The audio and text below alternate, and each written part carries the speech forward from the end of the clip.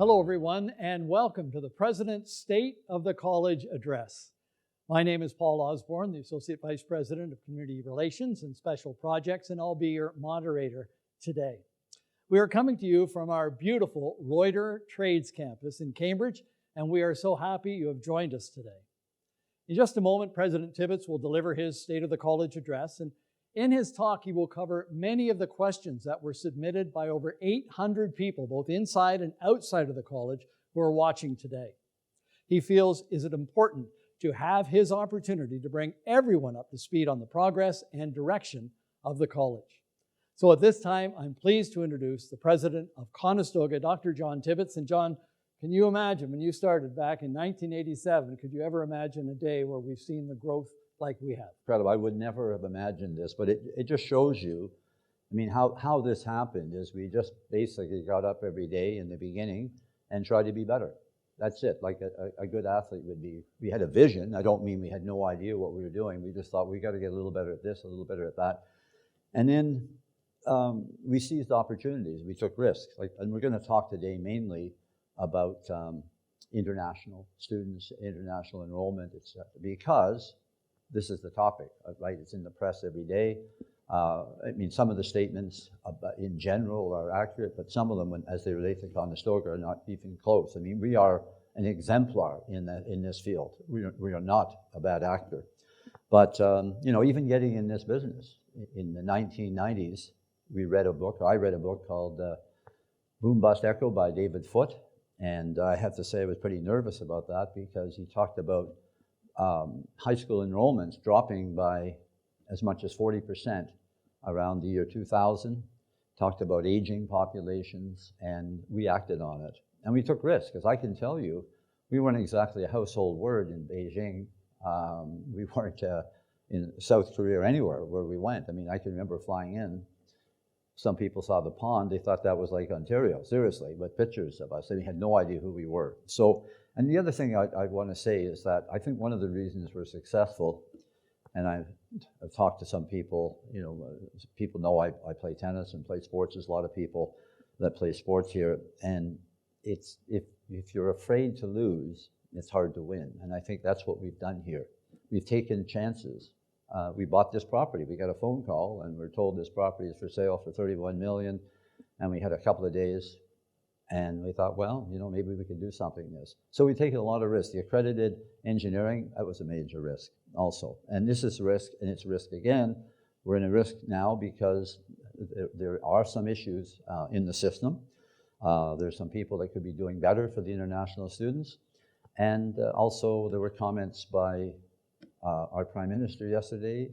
There's not exactly a great relationship right now between India and Canada, and that's another sort of risk. But that's not what I'm going to talk about right now. I want to get into what we're actually going to go into in more detail. So no, the answer is no one would have imagined this. It's way beyond anything I imagined, but it wouldn't have happened with a lot of little steps along the way. So here's what we're going to talk about. We're going to talk about the rationale for rapid growth. This is not just growth, rapid growth, and why did we grow so rapidly? We're going to talk about the investments that Conestoga is making and has made in land, new buildings, renovations, equipment, furnishings, as well as also what we've done as far as new programming, expanding, enhancing our administrative and student support services. And also I'd like to talk a little bit about what the feds in particular, what initiatives that they're going to put in place, which are a risk for us, but I think we're going to be fine. The IRCC has decided they need to do something because there are some issues in Canada to improve the post-secondary experience for international students. And I want to talk about the conclusion and Conestoga's commitment and vision. So let's talk about the rationale. So I've sort of touched on it a little bit, but there's certainly the declining birth rates. If you look around, I've got to be careful, I don't want to point out any fingers at anyone, but there are institutions in this region, post-secondary, that are struggling. They're operating big deficits. They're downsizing. We're not doing that. So if we hadn't done this, let me tell you, it would not be the picture we have today. We wouldn't have this building. We would be lean, and there would be a pessimism in the organization. So there's no question that the declining birth rates, but in addition, the aging has made a big hit in the healthcare system, a huge hit, and that's another reason. And we just don't have enough people domestically to be able to fill these jobs. The other thing is that, without sounding funny, we're in one of the economic engines. We're not in Northern Ontario. We're in an economic engine of not only Ontario, but Canada. And we need, and it's not only a regular economy, it's an innovative economy. It's changing as we speak. It needs highly skilled workers. And it's not just the students here when they finish. And it's interesting because the mayors, when you talk to the mayors of the cities, because we are actually in 8 cities, that's the other thing that's hurting, as people think we're in the region of Waterloo, that's it, and all that growth. No, we're in 8 cities. These students also do a lot of part-time work, which helps. And if you talk to the mayor, any mayor here, they'll say, well, the students in downtown have made a big difference. They're contributing to the economy. It's making a huge difference. And you also have to remember that it's not that we're doing this on our own. The federal government has been encouraging immigration way beyond the norm, but in particular, they've encouraged this area, and that's students coming into post-secondary. And I want to talk about a little bit about that. But we've embraced it in a major way, more than most. And some might say, gee, this is really big. But, and to go back to sports, one thing I've learned, if you play tennis or hockey, you can't just play offense. You have to play defense. Sometimes you got to play really tough defense. So imagine if we didn't grow. This is what Sheridan did. They froze their, and I'm not being critical, I'm just saying they did what they thought was right. They froze their enrollment in Mississauga. And within a year, they had 3 public-private partnerships within a kilometer of their head office. That's what happened. Durham did the same thing. They froze theirs.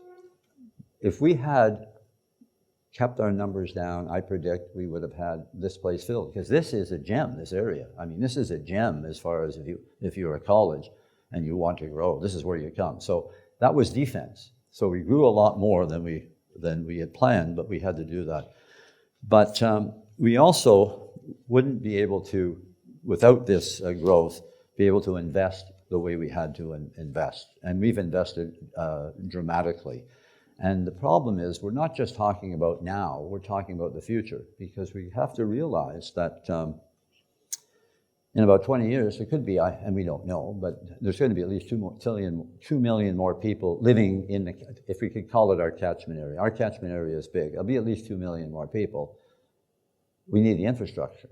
And eventually, it will shift. I mean, we will not have the high percentage of international, have a lower percentage, because there'll be more domestic students. And that's the other thing I get, from people, oh, gee, we're poor domestic students. We grew by more than 10% this fall.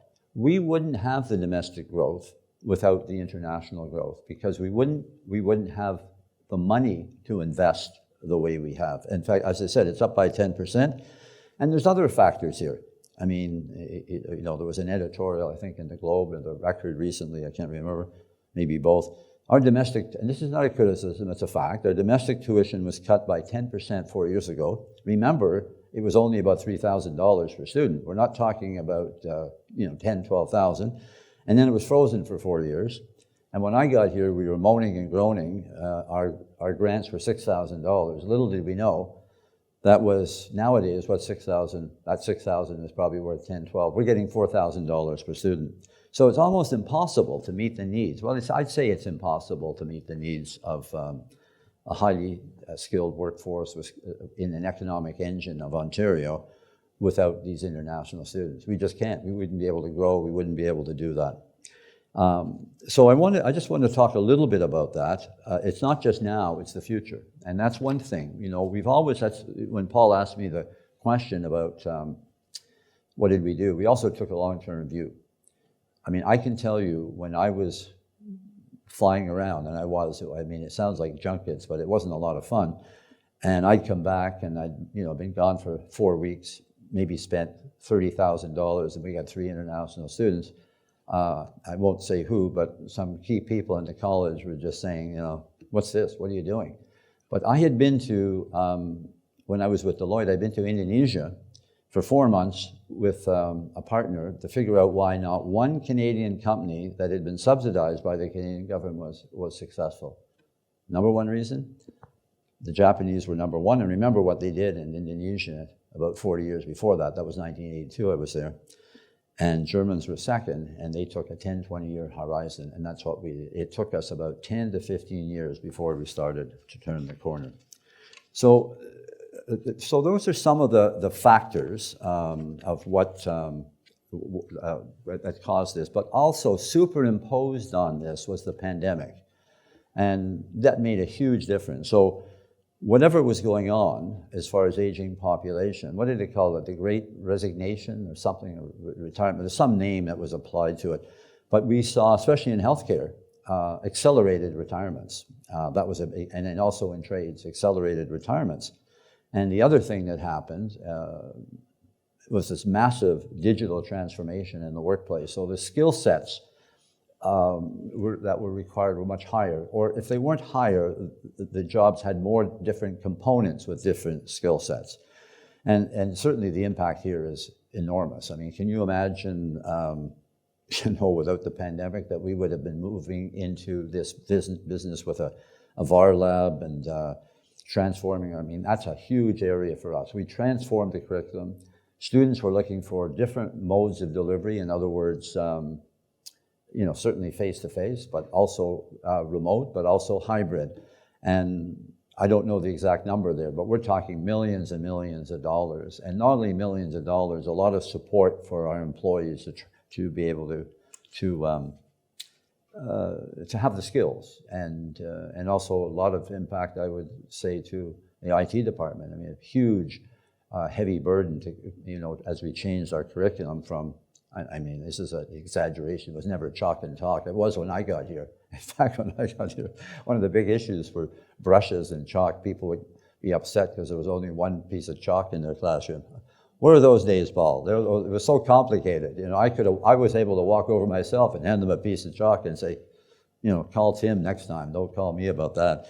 Anyway, so here's, I think, I'm going to read some of this. So there's an RBC study, which I think really talks about the essence of why we need to be big in this. Because I remember being in Toronto, 15 years ago, and I'd be in a cab, and there wasn't Uber then, and I'd be talking to some guy, and he had an accent, and inevitably he'd be an engineer, from Romania or who knows where, and he's driving a cab, and I'm having trouble getting approved that this is happening. Or I'd go for a medical, and I'd be talking to someone, they were a doctor in Pakistan, and they were a technician. And so what this study says, this is a recent RBC study. I guess we can send it out to people, not right this minute, but that demonstrates that for immigrants, a Canadian education significantly reduces skills underutilization, or the mismatch between their educational levels and their jobs. This is a detailed study. Immigrants who study in Canada do far better in the workforce than those who don't, and almost as well as their non-immigrant peers. In other words, locals. They do almost as well. Canadian education promotes stronger language proficiency, faster integration into the labor market, and quicker acquisition of work experience. This allows newcomers to overcome barriers like inadequate recognition of foreign credentials and biases in the hiring process. The bottom line, according to this RBC study, is that a Canadian education is a key stepping stone to labor market success. For Canada, the international student stream is a more efficient source of immigration and a key to unlocking labor productivity. In addition, more than 75% of our students already have a degree from a reputable international university, some in engineering, information technology, health areas. And what we've done here, and this is why we should be the poster child, many colleges maybe have 10, 12 programs for international students. We have over 200. And they're not chalk and talk. In other words, they're not all project management theory courses. We are very heavy in health, engineering, manufacturing, trades. And these costs money. I mean, we need equipment. If you look at the biomedical labs that we have just invested in, the biomedical labs alone is $20 million. I'm standing in a building where every penny of capital costs for this building came from the college, about $125 million. So this is how we're spending our money, and we're bringing in people where there are real jobs. Let's face it, there's health shortages, there's trade shortages, and we're doing that. Also, there's a lot of talk about we wouldn't be able to modernize our buildings if we didn't have these people. And also, it's only been recently implemented. When I got here, an international student couldn't go on a co-op placement. They couldn't work part-time in the community. There's all kinds of restrictions, but this is the situation now. First of all, we get this idea that somehow these international students at our place are getting ripped off because of tuition. Remember, their parents are not paying taxes. They're coming cold, and our tuition is roughly $16,000. By the way, U of T is $60,000, and this is half of what is being charged at the local universities. And remember, it's in Canadian dollars, which is about 75% of American dollars. It's a pretty good price, but this is what they're getting. They can obtain paid work placements, co-op placements, in their academic programs. They can work at part-time jobs up to 20 hours. I think it's a little more now. Get a work permit upon graduation and have access to Canadian citizenship. There are people that would pay a smuggler a lot more than that to get themselves into Canada and to get citizenship. So this is a good deal for these students. And let's face it, Canada is a prime destination. This is where people want to be. So these student visas are highly valued, and that is why there's such a high demand to be an international student in Canada. The idea, and this is just some of these headlines in the papers, Conestoga filling its coffers, as if, last time I looked, I think my salary is the same in the last 13 years, certainly not filling my coffers. I think what we're doing is basically we are providing more opportunities for international students to come where they really want to come. In other words, a high-quality post-secondary institution. We're providing many more opportunities for domestic students. And the internet influx has made a major contribution to our economy. Look at the land and building purchases. We're contributing to the GDP, construction of new buildings. We've hired, since the pandemic, I said, okay, for the last 7 years, about 400 people. Since May 2022, we've hired 350 full-time people. 350 full-time people. That's a lot. It's millions and millions of dollars. We've developed during that period probably 60 to 80 brand new academic programs, and the expansion and enhancement of our student services is, I don't think many people have what we have there, and I'll talk about that a little bit more. And also the addition of workers to the part-time and full-time. So I'm pleased that what we've been able to do recently, and I want to thank Nelson, and Nelson's not here today, the head of the CSI, but we've been working behind the scenes with him, but he's brought it to closure.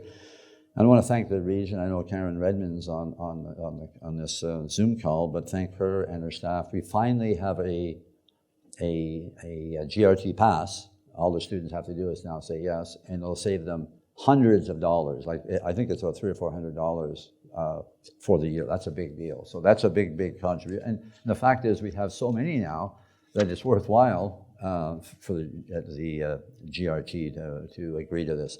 So let's talk about what we've done in let's say the last few years. So look at the Waterloo campus. That was a little high school. We bought a high school. Look at it now. It's a world-class facility.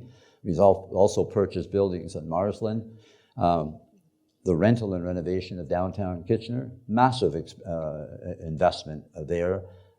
I think now over 2,000 full-time students. We got 45 acres of land in Milton. We've expanded in Brantford. I'm talking what we've done. I'm going to talk about what we're going to do. Renovations at Dune, millions and millions of dollars. This building, and we're going to, we bought the land and improved the building. Improvements and upgrading of student support staff, and also millions of dollars in the reduction of greenhouse gas emissions. So basically, I'd say in the last 4 or 5 years, we've invested over $500 million in this community, etc. Now let's talk about the future, starting now, the next 7 years. And I I'll sort of play around with this number because let's say this: we will easily spend more than $1.5 billion in capital projects, probably more, land, new buildings, renovations, equipment. What do you think that's going to do for this community? Our goal, by the way, is to be a key player in the social and economic development of this community. I think we're doing a great job, and we're certainly not doing it by, just making use of international students. We're providing them a kind of education where they can get out there and get jobs. So phase 2, the first thing I'll talk about here, we're going to add another 250,000 square feet. That'll be about another $160 million. We will have the trades facility for Canada. That's what we're doing here with the international investment, and we'll be able to bring more international students. Let's be very frank here. We can't get enough domestic people to go into trades. We just can't. So the only way we can do it is bring in international. At Dune, we're going to build a G-wing, an academic building, about 150,000 square feet of health and life science space, a big imaging center. It'll be the imaging center in Southwest, and a residence, 500, 800 beds. We bought 130 McDonnell, and we're going to move into that in phases, starting about a year from now. And we'll be investing in the renovations alone, 50 to 70 million, and we're in discussions. We've had detailed discussions with people in Guelph. Don't forget, we're not going to be fully open for about 3-4 years, but we're looking at also residence space there. Kitchener, creative industries, the city is investing. We're looking at a building of perhaps as much as 300,000 square feet. That's another 250 million. And we just purchased, I remember the big article, Conestoga should build a residence. Well, for God's sake, we bought at least 4 this year, for heaven's sakes, 4. And this one on Frederick Street, there's a picture coming out, the mayor and I met. The mayor's excited about what we're doing. We just bought 22 Frederick, a 12-story office tower, and we're going to convert it into a residence because as we go in downtown, that will make a difference. And we got another. We also, once we get the creative industry campus up and running, there'll be another residence that we will be building, another piece of land. So, Milton, 8160 Park Hill Drive, opening in January 24, about 25,000 square feet, 2,000 students, $20 million investment. 43 Steeles Avenue, about 20,000 square feet. We're leasing that for health sciences programs. And the MEV lands, Milton Education Village, where we have 45 acres. The first phase will likely open in 2028. Could be up to 500,000 square feet and 2 towers, and a partnership with the Schlegels. There'll be a contiguous, that project's at least 400 to 500 million, and we're in discussions also with housing. And then we have all the backfills as the trades moved over here. All the backfills when people moved to Waterloo, Dune, ATS, Machine Shop, ESB, Guelph, Speedvale, other renovations. I don't want to go on to too many details, a lot of details here, because I think people have to know. This is not filling your coffers. This is building a community. That's what we're doing. Let's get some research done before people make these ridiculous headlines about, Conestoga's taking. People want to come here. We have no trouble attracting international students. And you know how we attract them? It's word of mouth. And the word of mouth happens because they like it here. We had the Council General here. Yesterday, I met with him for about 45 minutes. We had at least 15 students from India. They went on and on about their experience here. Because I do think this is a great place to be. I think and I said it earlier, we are an exemplar. This is what we're doing is what more people should be doing, and that is investing in the institution. So there's a lot more going on. As I said, we hired 350 people here since May. We're going to hire at least 700 to 1,000 more people in the next 7 years. Certainly big investments in our IT infrastructure. And we have definitely the most comprehensive breadth of programming in Canada. And then I want to talk a little bit about the student services and success area. So in the student service area, and I remember when I came here, I don't know if we had 6 people, but we have in student success, student affairs, student engagement area, 248 full-time employees. Does that look like an organization that sort of lets them come and just sort of wander around? I don't think so. Plus about 82 part-time employees, plus another 100 or so student employees. We're spending $50 million a year on our student supports. $50 million. I mean, there are probably some colleges, I won't mention where, be lucky if they're spending 50,000, never mind 50 million. So this is a model, and this is our mission in that area, to provide inclusive programs and services to enrich the college experience, maximize student potential, and the achievement of individual goals. We know that when people graduate from Conestoga, they need more than their technical skills. We know that the soft skills. We also know that we're bringing people from another country, and, well, what is it, 85 countries, from 85 different countries, and they have to adapt. And there are a lot of different issues when people come and they have to adapt. So what I'm trying to say here is that one of the things that we're doing, we have established a talent hub. And we're not going to talk about how much each one costs. Well, I've just said overall we're investing $50 million, but we're going to have the most comprehensive access to career and employment services in the college sector in Canada. Our international students will have full access. They have a lifelong connection to career services and job placement. No one has that. We have it, but no one else has it.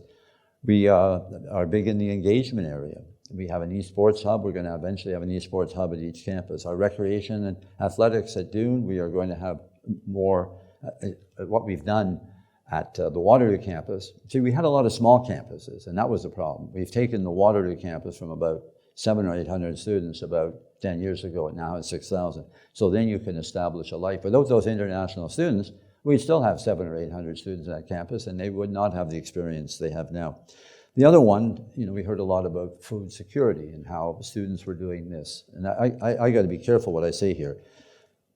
Our student government has been very, I'd say, very conscientious. They've developed a student nutrition access program called SNAP. That's where students should go. They shouldn't be going to food banks, and we have moved them out of that. And what we've done, because there was a bit of controversy about that, because students shouldn't have been going there. We have food security programs at the college run by management and run by the student services, but the CSI also has them. But what we have also done is we've contributed local food banks in case students go there. I mean, I think literally we probably $30,000-$40,000 we've invested in the food banks to make sure if that has happened that they're made whole again. And every event, every student event that we host, we always have food available, and there's emergency food, et cetera, for people. And then the health and wellness, dedicated medical clinics. No one has that. We offer primary medical care to all our international students on our campuses, and to domestic students that don't have access. And we're leaders in this sector with our nurse practitioner-led clinics. So we're doing some really good things. I mean, we're not just, welcoming them in Canada and say thank you. And there's much more increased availability for medical appointments now with our medical clinics opening at DTK and Guelph this fall. So we continue to work on that. We continue to, and I believe, and if there was an audit done, I believe that we would be, if not the best, among the best and most comprehensive student success and student engagement service in the country. I don't know who else is investing $50 million with the number of students we have, because it's important that we provide inclusive programs and services that enrich the experience. We want our graduates to go out with more than technical skills, as I said, and it's important that they also feel comfortable when they're here. And the other thing about housing, and this is very frustrating, students that are having trouble, because of course there's a housing issue in our region, but what we do is we put them up temporarily in hotels until they can find. We just don't leave them out there. I mean, they get help. There's our student services area put a lot of time and effort into working with them. And as I said, I mean, I don't know if I said it earlier, but I didn't say which ones, but we bought this year, in the last 12 months, we bought a residence on University Avenue 60 We purchased 50 University Avenue. We bought a residence on Darling Street in Brantford. We just bought this one. We have our own, which we expanded a few years ago. And I can tell you right now, there's not a student that's requested residence space has not been able to find one. Now, of course, you can go out and find a student that said they have trouble finding a space. Of course, it's not saying it's simple, but they're not living in the streets. That's not what's happening. So let's talk about what's happening, because we talked about risk. So I think what I'm trying to say, I think we're doing not a good job, an excellent job. And I'd be quite happy. In fact, when the Consul General was here yesterday, he had a tour. He was very impressed with what we're doing. There's not a couple of classrooms with some, a couple of computers. He saw the equipment we have here. He was impressed. He could see the student services. He's impressed with that, and we're going to keep following up. But there's no question that there are some institutions, I got to be careful where I say they are, but most of them are in the GTA area, that are not offering this full range. In fact, I think in a certain cluster, they haven't built a bed, never mind a residence. And I'm talking about 14 in a particular category. So what's happening, and I'm happy about this, I realize everyone's at risk when something like this happens, but the federal government, through IRCC, Immigration, Refugees and Citizenship Canada, they're going to put in a two-tier system. So they're developing a framework as we speak, and that framework, they're going to develop metrics for what they consider to be an exemplary set of services. And because they want to strengthen the integrity of Canada's international student program. I want to make it clear, on one hand, I'm unhappy with the media coverage of the college, but I do think there's a lot of truth about some of these things that are going on across Ontario. We have what is called a DLI. We're a designated learning institution, and you get that. It's authorized by the province, and we've had that for some time. And without the DLI, you can't admit international students. So what IRCC is going to do, they're going to come up with this framework, and they're going to create a two-tiered system. Now, we don't know everything that's going to be in that, but we sure know wraparound services, housing will likely be in there, teacher-student ratio, programs that are related to the job market, as I said, funding for international student support, certainly mental health, the Consul General talked about that, retention rates. There's going to be a whole framework. And then they're going to decide probably in May, here's tier 1 institutions, here's tier 2. So look, we could always, no one's ever guaranteed that about anything, but I think we're going to be in pretty good shape. When I look around the rest of the province, we look like Patrick Mahomes, and compared to the quarterback for the Blue Veil Knights or something, is a huge, and he's probably pretty good too, but that's a different level. And he just signed a big contract. I want you to know, when I won my tournament, I got $650. Just want you to know that, yeah. I think Mahomes got $240 million or something, so anyway, a little difference there. Anyway, so they're going to establish this, and we'll wait and see, but I would hope when it comes out that people will all be held to a standard. And we welcome that. We welcome that because we believe that we are basically there. We need to keep working on diversity, and what I mean by that, we have a lot of students from one particular part of the world. We are putting a lot of time and effort into it. We have full-time people, a couple in Central, South America, Eastern Europe, South Asia. It's not easy because, in all fairness, the visa approvals happen a lot faster in that country than they do in, say, Nigeria. So partly we got to work more with IRCC and get more visa approvals in other countries. That's a big issue. It's not just our issue. So we find some of the statements in the media regarding us is just basically ill-informed. And I knew years ago when these public-private partnerships, that's all I'll say, because I wasn't happy when they started, that it would eventually be a problem. And when a tire blows out, everyone in the car sort of is impacted by that, and we're getting unfairly tarnished with some of these things. I think hopefully this IRCC thing will make a difference. So I think we need to see more emphasis on distinguishing colleges like Conestoga that are investing heavily in student support and investing in this community from the more serious housing issues in Toronto, Mississauga, and Brampton. And I already said about not building residences, not building beds. So we're and the other thing, and I have to be careful how I say this, we are very transparent. These students know how much it costs to stay. When people come over and say, oh, you know, I thought I'd pay, that is nonsense. We have told them what it is. I mean, we offer a webinar a week, I think, in the international office. Can you imagine you're going to go to New York City and get a room for $200 or Toronto? It's not going to happen. So they know they should have the money, and I think what IRCC has to do also is make sure that when students say they have the money, they have the money. It's not our job. I mean, okay, well, you could bring in some students with scholarships, etc., but this is a big opportunity to come to Canada. And the people that should be coming should be able to pay at least $600, $650 for a room, not expect to pay $250, $340 and camp out at, up in North Bay, because you're not going to get that. So all our students, they have to demonstrate, by the way, that they have the financial resource to pay tuition, housing, food, and other living expenses. They have to make sure that when these visas are approved, that there is an absolute foolproof check that's in place. So I want to talk a little bit, a bit about the housing crisis, and I'm almost there.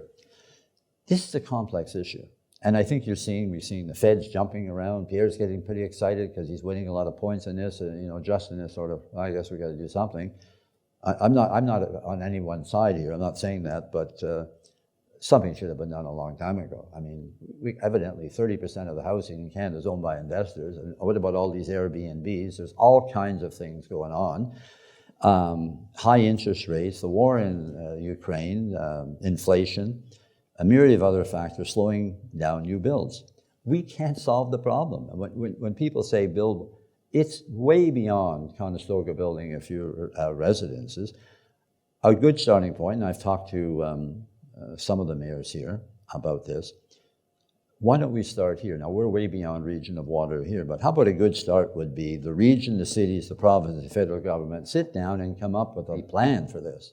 It's just not going to happen. It can't just be the private sector here, because when the private sector is doing it, they're building a lot of one-bedroom condos or two-bedroom condos or whatever. We need a plan here to make this work. So I'm not saying it's simple, but what we're doing when our residences, so I mean, I've said that. We come up, look, we can't hope that Pierre and Justin work this out and Jagmeet and et cetera.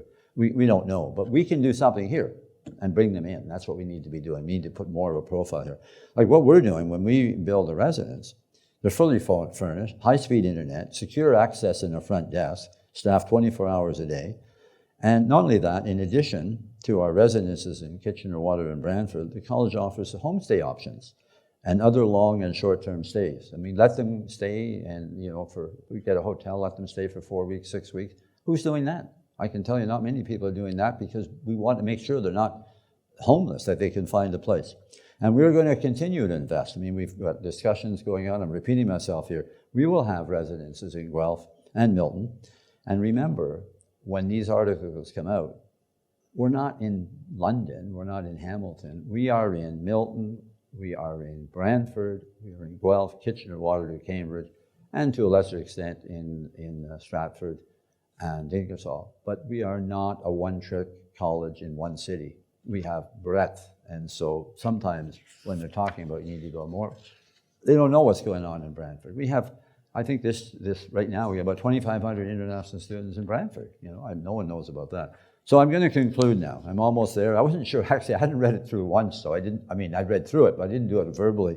I was worried about maybe 5 o'clock I might be finished, but it's better than I thought. So I'm now going to conclude. So I want to say this, and I really mean this. Why I'm frustrated is I'm really proud of our role in building a strong international college. I mean, we're a major force in this community. I mean, it won't be long, we'll be $1 billion corporation. We are working hard to attract domestic and international, to provide the talent. That's what we're about. We're not about, having people come here, have a good time and, become better people. Of course we want that. We want them, to be able to take their part in this economy, socially and economically. And we want to make sure, we take pride in this, to make us globally competitive and be a major contributor to the prosperity in town. So we're committed to building more housing, but as I said, we need all levels of government. Let's get serious here, you know, have someone say, oh, the college should build well, how about the city? I mean, what are we doing here? Let's get together here. And I would like to see the media maybe talk about what's going on in this region. What are we doing to make a difference here? Just don't point the fingers at Con. And the other thing is, all you have to do is walk around, anyone near goes by our camp. You can see how much effort. Come to this building. I mean, look at this. We built this thing. We spent all the money on this thing. No one handed us $1 for this, by the way. We built it on the basis of our investment in international education. And it's the quality of classrooms, labs, and shops, and the land we have purchased, major hiring. I mean, what has 350 people done to this region? Hiring. Who's hired 350 people in the last year and a half? I don't know. I don't think Loblaws has, I mean, or whatever they call them. I don't think many people have hired 350 people and about to hire another 700,000. And we're making major investments to help these people be healthy when they're here, and purchasing and leasing 4 residences in the last 12 months. So, and as I said, all domestic and international students who requested a residence space found one. So I'm almost done here. I'd like to see the media, I wouldn't mind a phone call and have a chat about some of this. I mean, I understand someone is, I think we haven't been filling our coffers. We've been investing in this community. We're building a world-class international college to better serve the citizens and employers of Southwest Ontario. And we're making a huge contribution to this community. Without us, this community would be less than it is. And we're making it better, and it's making us better, because we couldn't do this if we were in Northern Ontario. So I would fully admit that by being in this economic engine, this demographic growth being fueled by immigration, it's allowed us to do this. But at the same time, we could have sat by and do what other people do. Basically, very little for the international students. We're doing everything we can. If we can get better, we'll continue to get better and continue to invest. But this is a good thing for this community, and we've done a great job here. Thank you. Okay? Okay. All right? Okay. Thank you, John, for your candor today. You've covered so many areas. The rapid growth in enrollment in international and the challenges that come along with that, federal and provincial government initiatives to improve the post-secondary experience for international students, the investments that Conestoga is making, whether it's land, new buildings, renovations, equipment, also the operations to develop new programming and expand enhanced administrative and especially student support services. Mm-hmm. And you've clearly outlined Conestoga's commitment and vision for the future. So, John, thank you for the insight, and I'd especially like to extend our appreciation to those online who joined us today. As John has said several times, we know it takes a large community, and we all take a lot of pride in what we do, how we work together to help our students in our community be better prepared for the future. So one last big thank you to the Conestoga Broadcasting team and the crew here. Okay. And also to the committee that made today's event possible. So that's it from Reuter Campus this afternoon. Enjoy the rest of your day.